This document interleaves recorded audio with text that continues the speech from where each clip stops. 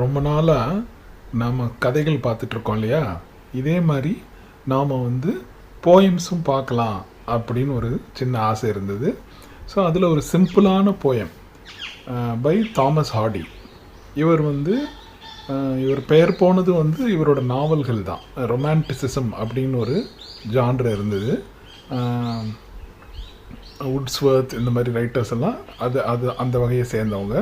இவர் 1840லேருந்து 1928 வரைக்கும் வாழ்ந்திருக்காரு. ஸோ 19ஆம் நூற்றாண்டின் பின்பகுதியில் எழுதியிருக்காரு.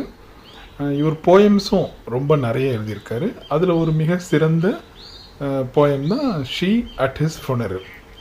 அதாவது அந்த பெண் அவரோட காதலன், அதை விரும்பியவரோட ஈமச்சடங்கு இருக்கு இல்லையா, அதில் என்ன செய்கிறாங்க அப்படின்றத பற்றி. இது வெசெக்ஸ் போயம்ஸ் அப்படின்னு சொல்லி ஒரு கலெக்ஷன் ஆஃப் போயம்ஸ் புக்கு அந்த புத்தகத்துலேருந்து இருக்குது. இந்த போயம் நாள் ஆக ஆக இதோட சிம்பிளிசிட்டி, ரொம்ப எளிமையாக தன்னோட கருத்துக்களை ரொம்ப ஆணித்தரமாக பவராக ரொம்ப ஸ்ட்ராங்காக சொல்லிட்டு போகுது அப்படின்னு தான் நிறைய அறிஞர்கள், இலக்கிய வல்லுநர்கள் இவங்கெல்லாம் சொல்கிறாங்க. அதை பார்க்கலாம். ரொம்ப இனிமையானது.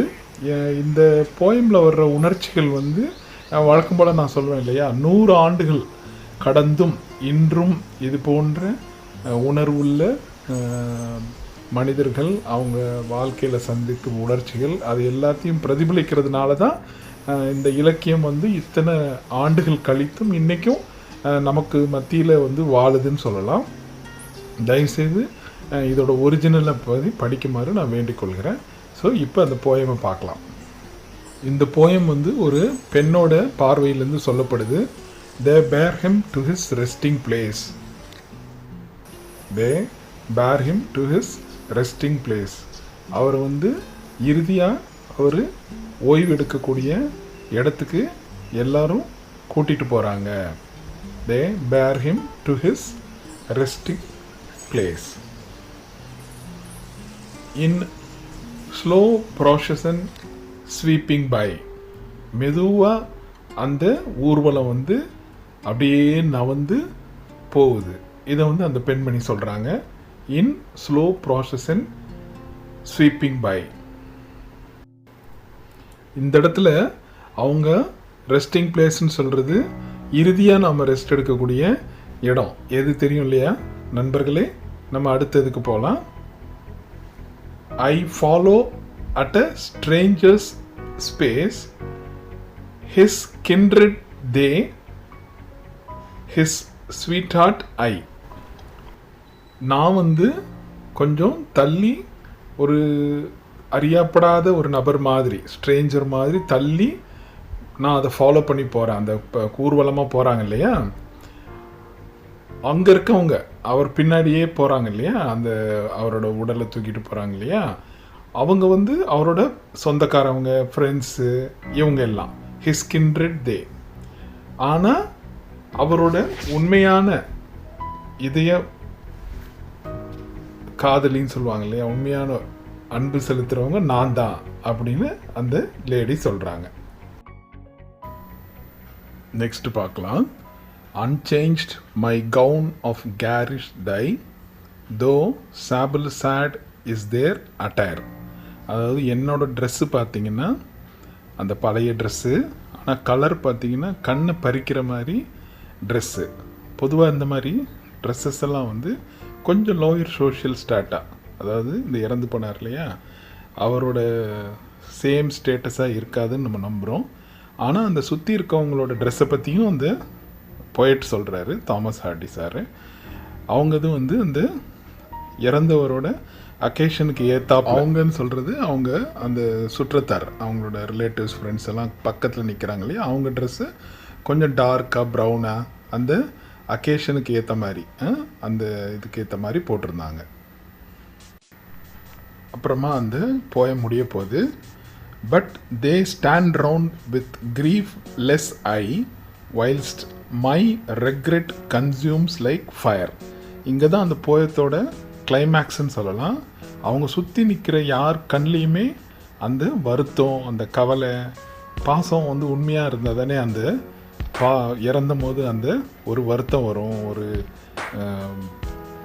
கவலைகள் வரும். ஆனால் என்னோட அந்த இதயத்தில் பாரம், அந்த என்னோட கவலை, அது வந்து ஃபயர் மாதிரி என்னைய எரிக்குது அப்படின்னு அந்த லேடி தன்னோட உறவை, அந்த இவரோட இருக்கிற உறவை வந்து ஹைலைட்டிங்காக சொல்கிறாங்க. இந்த போயம் வந்து ஒரு அன்ரிக்வெட்டட் லவ், அதாவது சிலர் காதில் வந்து சொல்ல மாட்டாங்க, சூழ்நிலை அமையாது, சிலரோட அன்பை வந்து பெற்றோர்களோ இல்லை சூழ்நிலையோ பிரிச்சிரும். அந்த மாதிரி ஒரு சூழ்நிலையை தான் அந்த போயம் சொல்ல வருது. பொதுவாகவே பெண்களுக்கு இன்னும் வாய்ப்புகள் இந்த காலத்தில் பரவாயில்ல, அந்த காலத்தில் ரொம்பவே வாய்ப்புகள் குறைவு. அது சோஷியல் ஸ்டாட்டான்னு சொல்லுவோம். சில டைம் வந்து வருமானத்தை பொறுத்து வேறு சமூக நிலைகள் இருக்கு இல்லையா. ஸோ அதனால் கூட காரணமாக இருக்கலாம், இல்லை மற்ற காரணங்களால் இருக்கலாம். ஸோ ஏதோ ஒரு காரணத்தினால அவங்களோட அன்பை வந்து பரிமாறிக்க முடியாமல் அது வந்து புரோக்கன் ஹார்ட்டடாகவே வாழ்க்கை ஃபுல்லாக வாழ்ந்த அந்த லேடியோட ஆற்றாமை, இந்த கடைசியில் அவங்களுக்கு அந்த இதயம் நொறுங்கி சுக்கு நூறாகுது இல்லையா. ஸோ அந்த நிலையை தான் இந்த காதல், இந்த போயம் வந்து ரொம்ப தெளிவாக, ரொம்ப ஆழ்ந்த அர்த்தத்தோட, மீனிங்கோட நமக்கு சொல்லுது.